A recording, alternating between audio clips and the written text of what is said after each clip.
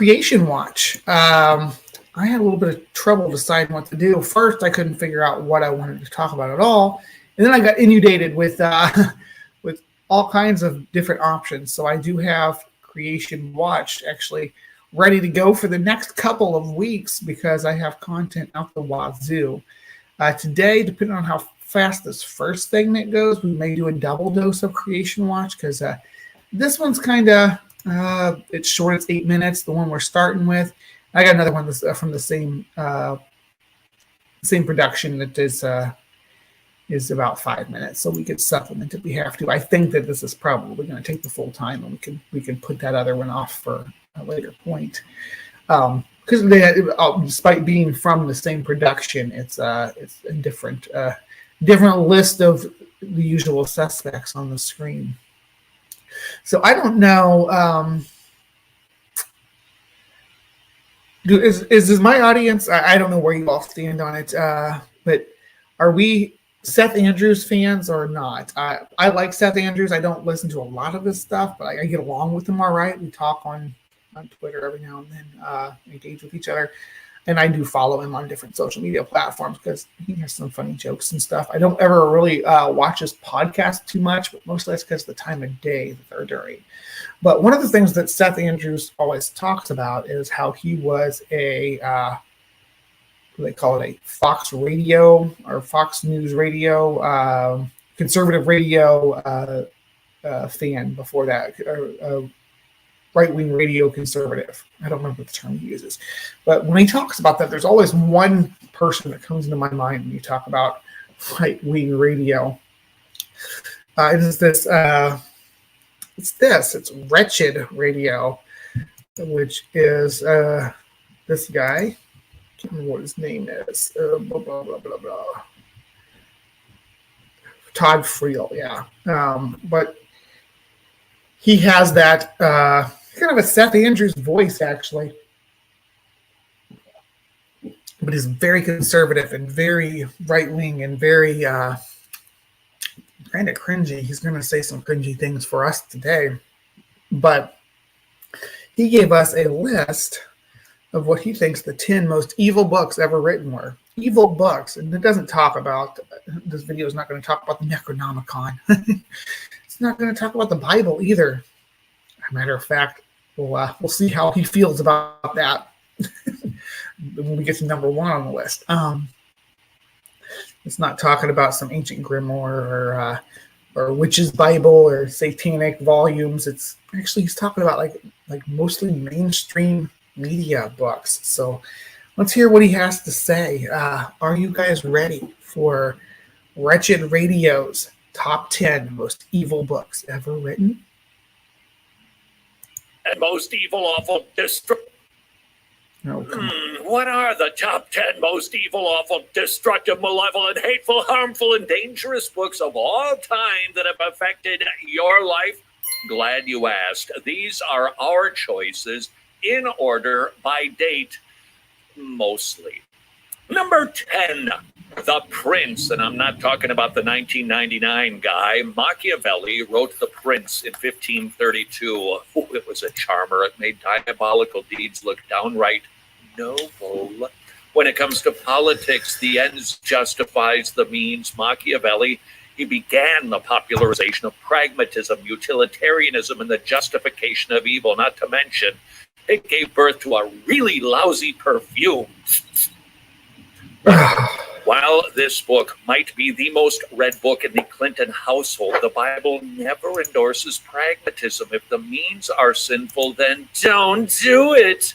Number 9, besides writing the world's first narcissistic autobiography, Jean-Jacques Hold on. I wanted to talk about The Prince, so I did just accidentally pull this out, so sorry about that. Okay, so The Prince, first let's talk about Machiavelli. So Machiavelli was a controversial political figure. He was like one of the early philosophers of what would later be called the Enlightenment, kind of in that area of well, I guess I shouldn't say he was, because he wasn't really part of the Enlightenment. He was inspirational to the Enlightenment, which came later in like the late 1700s. But Machiavelli was around the cusp of the Renaissance and the age of exploration. When we're seeing a united Western European empires that are vying for basically to conquer the world. So you had, England, Spain, France, Portugal.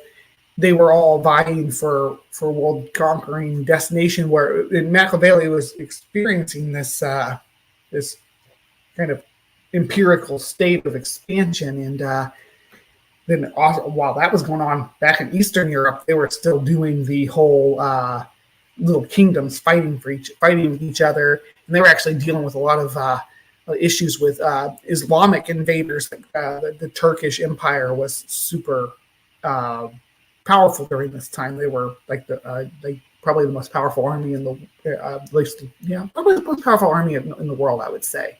The Turkish army during the late 1500s, they were a force to be reckoned with. So there was all this political strife and turmoil, and Machiavelli was just basically writing about that and how these different systems break down, and how the politicians, regardless of whether it's a king sitting on a throne or a republic official, an elected official, they're going to get corrupted. That's what the Prince was about. That's what the problem with the Prince was about, and social unrest, and honestly, a little bit of social justice, if you're going to be frank about it, at least social justice for the peasantry. Anyway, so that's his problem with it. It's got a little bit a tinge of socialism. Anyway, dare we continue on? Book might be the most read book in the Clinton household. The Bible never endorses pragmatism. If the means are sinful, then don't do it. Number 9, besides writing the world's first narcissistic autobiography, Jean-Jacques Rousseau penned the atrocious Discourse on the Origin and Foundations of Inequality of Men. Rousseau. He's going to attack Rousseau now. So we went after Machiavelli, and now we're going after Rousseau. Pithy. In 1754, he proposes the idea that personal, private property is the source of all social inequality. Sound familiar? Oh, here we go. Communism. This guy's like super capitalist. Thinks that communism's the worst. As you can see by his age, he's a boomer. So he was very much indoctrinated with the Red Scare, and just that that communism is a automatic fail. That there's no system that works, because this one that we saw back in the 1950s failed. So yeah, it's a ridiculous claim, in my opinion, to say that that's proof that capitalism is the only way to go. And that, but anyway, he's gonna make some claims about private property. He's gonna do like every single right-wing person I've ever listened to does, and make the mistake of not differentiating between personal property and private property. Here, let's remember, the idea of private property is biblical. You shall not covet your neighbor's house. You shall not covet your neighbor's wife or his.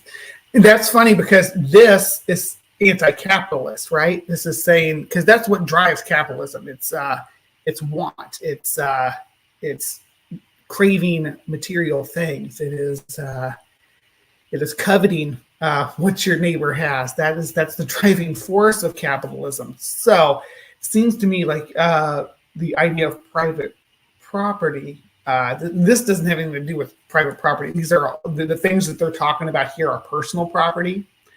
Your house is your personal property. Your ox and donkey are your personal property. Your wife is not property at all. You POS. This guy is just now claiming that a wife is personal property or private property. Your wife is not your property at all, buddy. Your wife is not anybody's property but her own. Oh, that's why we're told to not covet. And that leads us to...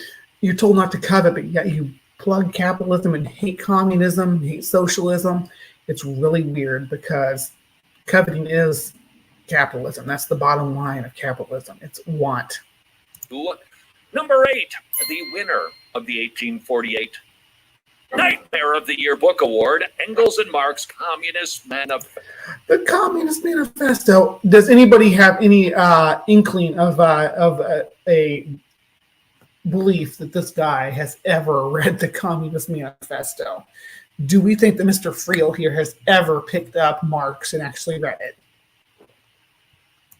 Manifesto, everything about this stinker is anti-biblical. Marx is anti-private. Well, it seems like Christ would have been more of at least from what I understand about his philosophies and stuff, would have been more of a socialist type character, right? He wouldn't have been. He's all about giving and not having a whole lot of personal possessions. He really railed against wealth attainment and presented that as a bane to humanity. Property, God isn't. Marx believed the way to make the world a better place was through violence. Wait, what? Are you talking about his arm the proletariat?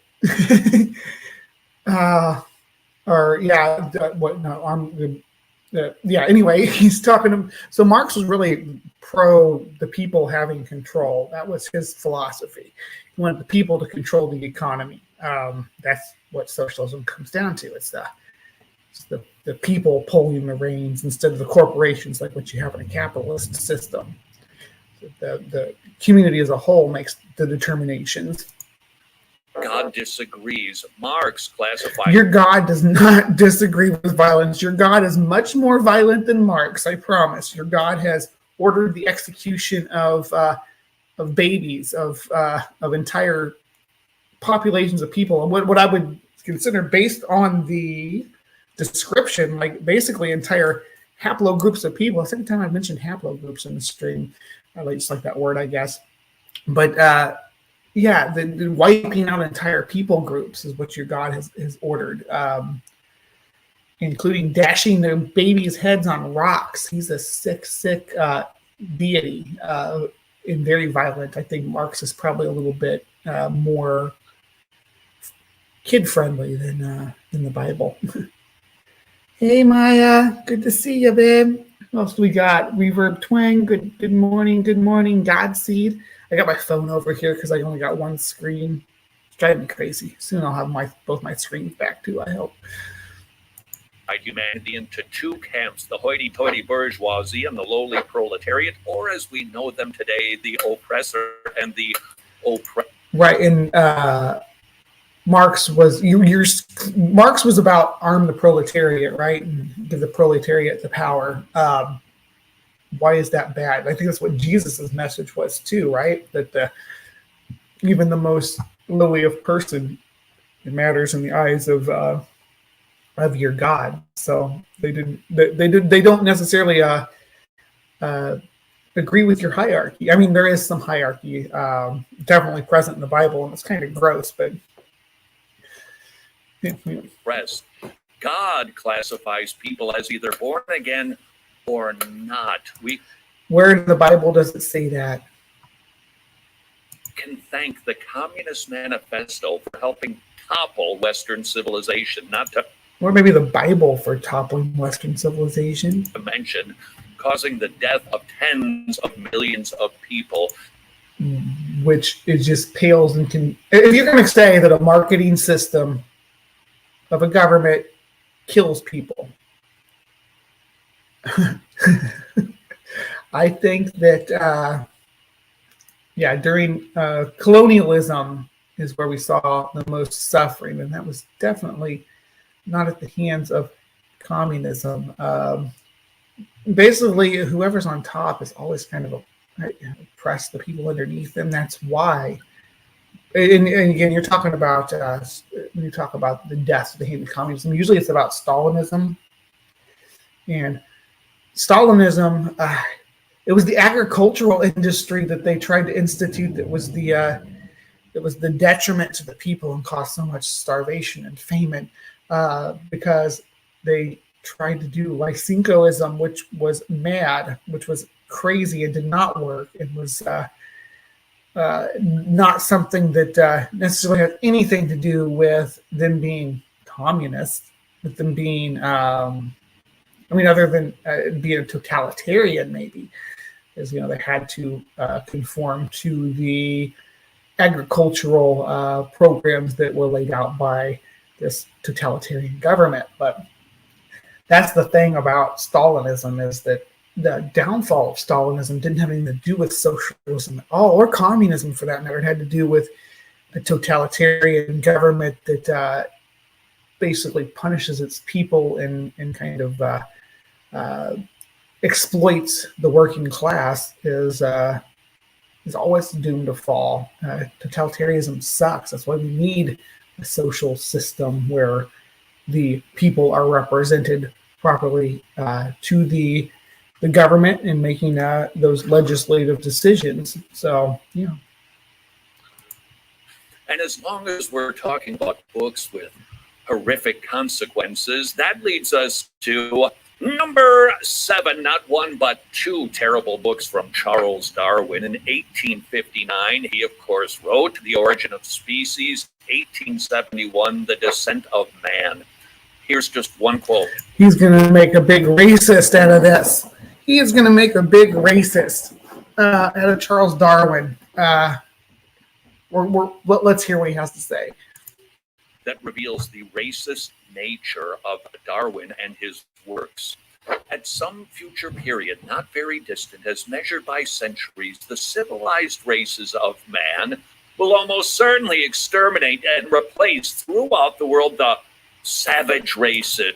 All right, let's unpack that first sentence there. At some future period, not very distant, measured by centuries, the civilized races of man, which at this point in time, Darwin was a British individual and working for the crown. But there were also, as I mentioned previously, other exploring nations as well, other empires that were still going strong in Darwin's day. And they were, in fact, going around the world to anybody who wasn't Western European, the savage races, which is just the terminology of the time for any of those people. Western Europeans were the civilized races, and everybody else was the savage races. That's the terminology that they literally used during this time period. So he wants to make it out like this is Darwin, but this terminology was just the normal way that they described these people groups at that time. Yes, it's gross, absolutely gross, but it's a fact that that's the language that they use, and we can just move forward from that, saying, okay, we don't use that language today, but this is what they meant. But that would not sell the narrative that our friend Mr. Friel is trying to sell us right now. But Darwin was right, because we haven't wiped all the indigenous people out, but we have appropriated them into our societies.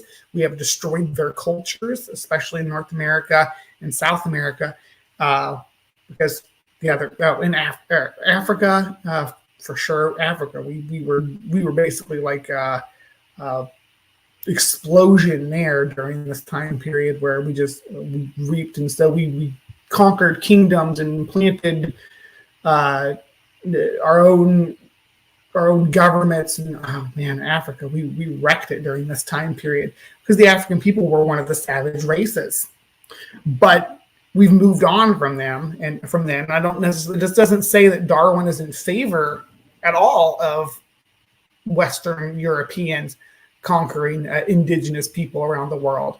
It's just saying that, and when I say Western civilization, civilized races, indigenous people around the world, the savage races.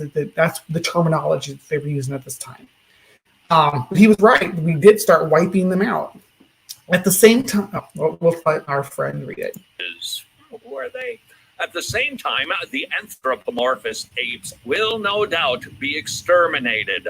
Right, yeah, and we are working on that too. We are driving other species of hominid to extinction. So, yeah.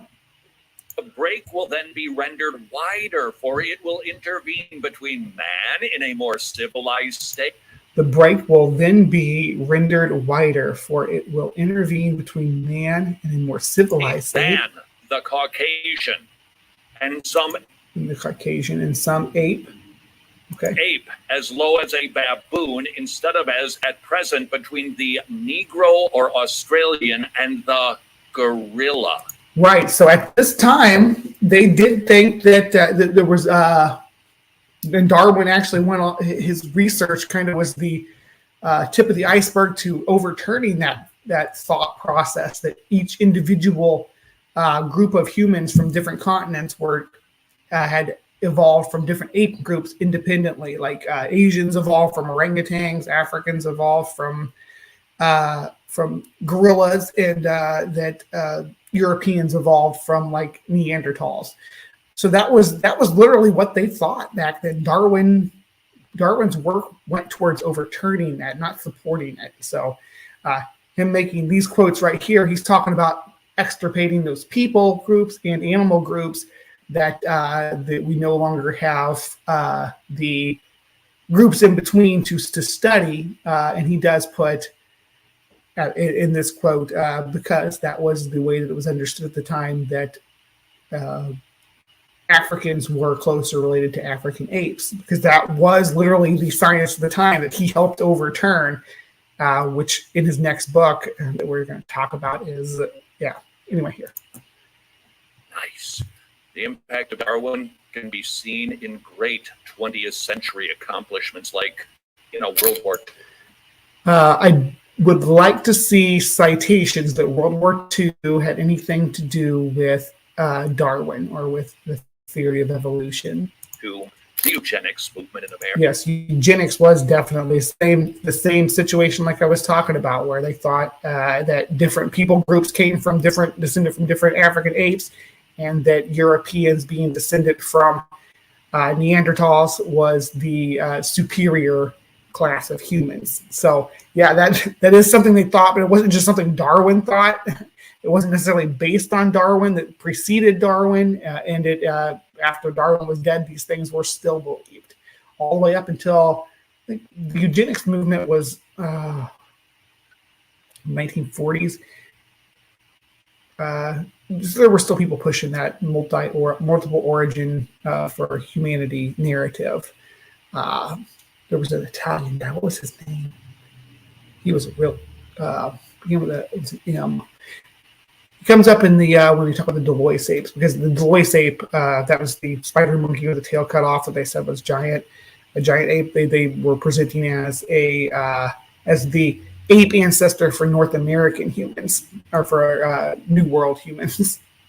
So they were looking for verification on that. So yeah, this is something that transcends Darwin by far. And yeah, he was a subject who was in the belief of this multiple origin for humanity. He was exposed to that, and that was the current understanding of every scientist or naturalist, is what they would have called themselves at the time, would have also espoused those beliefs. So it's not unique to Darwin. It's not unique to even the Nazi, the Nazi German or Nazi Germany scientists or whatever that were behind it. It wasn't unique to them. This was in the U.S. too.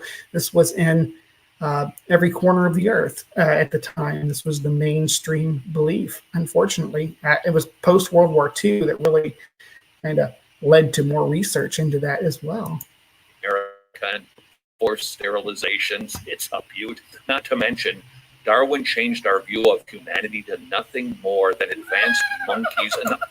Wait a second. The Bible says that we are animals, and that to say otherwise is vanity. I believe. What verse is that? Someone find that verse for me and put it in the live chat. Ultimately, just walking bags of meat. Prove that you're not. You are definitely a bag of meat. Why is that not okay? Every organism, every animal is made of meat. You are made of meat. So how are you not an animal? COVID-19 pandemic. Oh, there we go. COVID-19 pandemic caused more anxiety and depression among Ohio kids. Okay. No wonder so many kids are depressed these days. What are we talking about? Depression. So it's not that so many kids are depressed these days, friend. It's that's not the way this works. It's not the way statistics work. It's that there are options for these kids to get help now. There were depressed kids when you were in school too. They just didn't call it depression and they didn't treat it. Though it probably was a behavior that was beaten out of children. They were forced to kind of cope, to come up with their own coping mechanisms. So yeah, it's not new. The idea of treating it is new. That's why it's seen a spike. Same with other mental health issues too that you'll see. It's not, oh, this generation has all these mental health issues. Just the same thing with like trans people. Oh, there's all these trans people all of a sudden. No, it's that there's options for us now. That there's treatment measures or medical options available to us to help mitigate the effects of these. In this case, depression, which I suffer from myself. There wasn't a lot of treatment options available when I was a kid. And as long as we're talking about the subject of eugenics, that brings us to number 6, Mein Kampf, the delightful tome written by the man with the mustache, persuaded fellow. How many? We knew we were going to get into Godwin's Law here, but in Mein Kampf, it's a good, actually one that I could agree could go on this list. Citizens that some people are just plain better than others. He was a big fan. Not true. He was not a fan of Darwin. He rejected Darwinian evolution. Hitler did not believe that one bit. He was. Had some weird ideas about genetics, but I think Lamarck had some influence as well. But yeah. And Charles Darwin, by the way, his book sat on his nightstand. It did not. What are you talking about? No, stop making things up, dude. Millions of people would disagree about inequality of races, and so would the Bible. God ascribes equal dignity and value simply by virtue. It's weird how they use this. You ever heard of slave Bibles, Mr. Frail? Because they did use those Bibles to convince the slaves that they should subjugate themselves to their master. I think there's plenty of verses in the Bible that are like, slaves, obey your masters. God created mankind in his own image. In the image of God, he created them, male and female. He created them. Are we going to get into transphobia? Yay! You guys know transphobia is my new favorite thing. Being an image bearer, not based on ethnicity or skin color. And that brings us to another awful racist book. Number 5, The Pivot of Civilization. Probably haven't heard of that one. By the founder of Planned Parenthood herself, Margaret Sanger. Yeah, she was the eugenics lady. Yeah, but and this goes back to what I was saying about the time frame. When you go back into those time frames, eugenics was a thing, and multiple origin theory was a thing, and that the races were gradated was a thing, a cultural thing at that point in time. This wasn't unique to this individual or to Hitler or to Darwin. You can look at what freaking Nikola Tesla believed. You can look at what Mark Twain believed. All of these people had, that they were not, no one would say that Mark Twain, I don't think anyway, no one would say Mark Twain is racist, but he still lives in a time frame where it was generally believed that Black people were lesser than white people. And he espoused that belief, even though he respected and had, Black characters in his books who were handled respectfully. Respectfully, he had Black friends and acquaintances. I'm not saying like, oh, he had Black friends. Mark Twain was not. I just started saying that Mark Twain was not a racist, but he was part of the society and cited it in his quotes. It does not mean that the Mark Twain's books are all should all be banned or all evil because he came from a time period where this was the beliefs. There were plenty of books that used this book-based grouping of people and the further back you go, the grosser it gets and the more blatant it gets and the more repulsive the language it gets.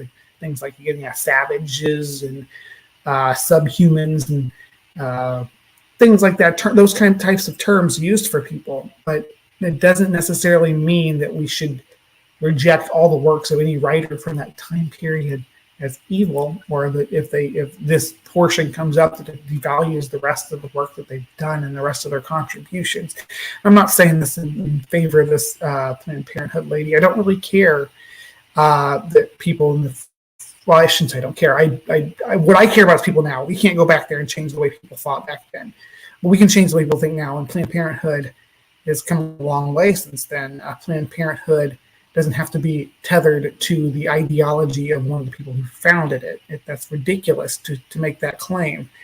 Volkswagen was founded by the Nazis. Does that mean that Volkswagens are the most evil cars? You're being ridiculous. It's Darwinism applied to human life and procreation. The consequences, just 60 million people being destroyed in the wombs of their mothers, eugenics, sterilization, and don't forget racism. Sterilization. Oh, man. So Planned Parenthood, the big thing that they're really railing against, and they can't really say it anymore, is contraception and safe sex practices, giving people condoms, and giving them, of course, abortion has come into that as well. That wasn't in the early days of Planned Parenthood. It was mostly about contraception, though. It was about finding it, and as terrible as it sounds that it was focused on the poor Black community. So we're talking about a time period, a lot of social injustice for these people. They didn't have any options for medical care at all. So they didn't have any contraceptive, any kind of birth control, any way to even control diseases too, because diseases were prevalent in the early 20th century, and the Black community was poor and oppressed. We were still living in it was Reconstruction down in the South. We were still in Jim Crow in a lot of places. Sundown town was a common thing. Even in this area, there was not a lot of options for healthcare for these people. Doctors wouldn't see them. The Black doctors were basically unheard of. They were very rare. So, Planned Parenthood wanted to start experimenting with birth control and population control. In these novel ideas, that was the people that were in a position that couldn't afford any other kind of medical care. So when free medical care, even if it's experimental at the time, became available, they jumped on it. It's just circumstantial. Why racism? Don't forget, Planned Parenthood was originally called the Negro Project.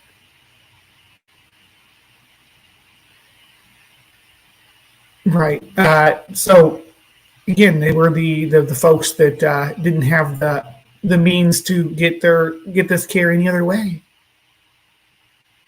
They didn't have any other options. There was in this the problem with procreation and the undesirable status of these people. They didn't mind that the white people were breeding like rabbits. It was the Black people breeding like rabbits that were the problem to them. Once they were freed from slavery and allowed to procreate at their own whims and to have their own freedoms, their population boomed, and these scared white people wanted to be like, oh, we got to control the Black population. Right. That's not what Planned Parenthood is doing now, though. Right? Right? Are they just for Black people? Or is that something back in these eugenic days? You want to pretend that it's something they're doing now. I don't know why. Number 4, The Future of an Illusion by cigar-smoking Sigmund Freud, 1927. The not-so-good doctor viewed religion, Christianity specifically, as the source of everyone's problem. Well, I think Freud's ideas went a little deeper than that. That seems to be like, I can get why that's the only one that you would care about. But Christianity can be pretty toxic. Usher in our autonomous, self-driven, psychologized society. Oh, you're anti-psychology and mental health care. Why does that not surprise me? The Bible would take issue with Dr. Freud and Yeah, and psychology would take issue with the Bible because, like I said, it's toxic. It gives a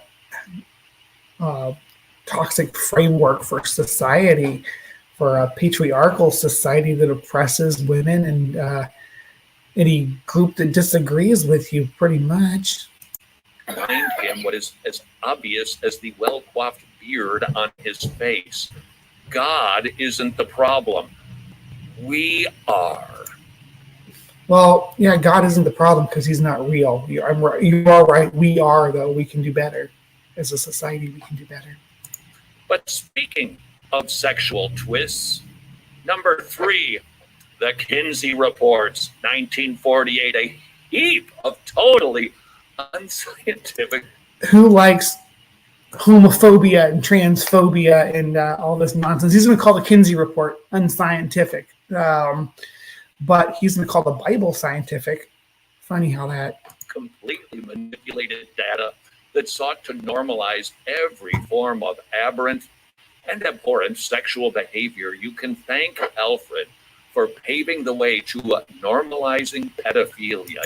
Wait a second. Wasn't the church knees deep in pedophilia before, like centuries before the Kinsey Report even came around? Wasn't the altar boy just basically a pederastic subjugate to the pastor, preacher, or whoever's giving the sermons and that they're assisting? I mean, wasn't that the standard for hundreds and hundreds of years before we started saying, "Hey, let's not have sex with our children. Please don't have sex with our children in the congregation, Mr. Pastor." And then it stopped.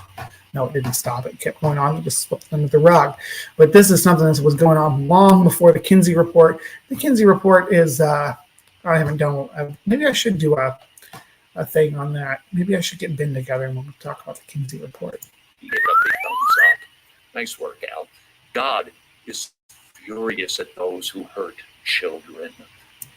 You are support hurting children. There's a video where you're telling people to show anti-evolution videos from Jason Lyle to children to mislead them about science and biology, to damage their understanding and their chances of understanding biology and becoming like doctors and nurses and people who are gonna help us in the future because you want to mislead them about the way science works. Number 2, 1963's The Feminine Mystique by Betty Friedan. Oh no, not feminism. We can thank Betty for second wave feminism that Thank you, Betty. Feminism rules. focused on separating the procreative act from the procreative consequence. Nope, it's saying that sex isn't necessarily something that has to be intricately linked to procreation, that you can have sex for fun and that's socially acceptable and biologically normal, and other organisms do it too. We have the means and receptors to enjoy the pleasures of sexual behavior without having to get impregnated every time that we do it. There are measures in place, contraception being the majority of them that allowed women to have this sexual freedom that I am freaking in love with because I love having sex with women. Consequences, aka abortion. Without Betty, we wouldn't have third wave feminism. We Yay, thank you, Betty. Third wave feminism. seeks to separate women from their gender. Woman is a gender. What are you talking about? How are we separating women from their gender? Woman is the gender. It's the name of the gender. Oh my goodness. Oh my goodness. Or I guess cis would be the name of the gender, but cis woman. Trans woman. So those are both women, not separated from their gender.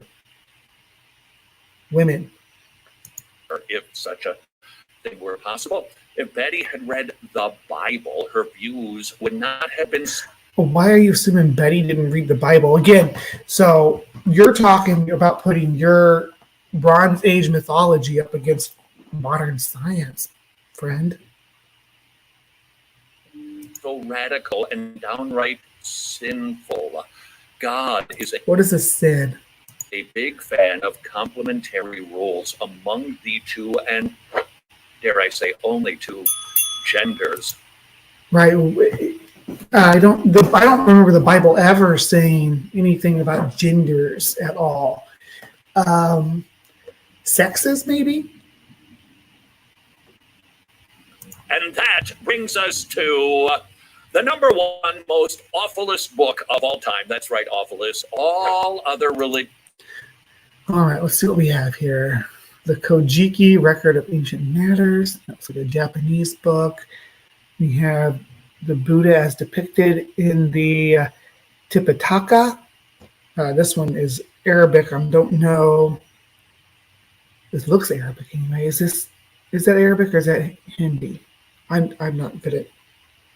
One of these is probably the Quran, and one of them is probably the Bhagavad Gita. Upanishad. All right. Anyway, these are the different books. Any holy book that's not the Bible. Holy books besides the Bible. Why besides the Bible? It's like one of the grossest ones. Why? Because they portray themselves as divine revelation, and they're not. If you want to know the truth about all of life and godliness, trash these 10 horrible, hideous, evil, downright dangerous books, and read your Bible. Why though? You don't give a reason. You just claim that they're bad. You say these are bad. You really don't give a reason for any of this. Other than communism bad, feminism bad, evolution bad. You don't have a reason for any of that. You just claim that it's bad because the Bible says it's bad. But why do we care what the Bible says? The Bible says, I think the Bible's bad. And I can point at things. All the stuff that you just talked about is in the Bible. Feminism, I guess. All right. So that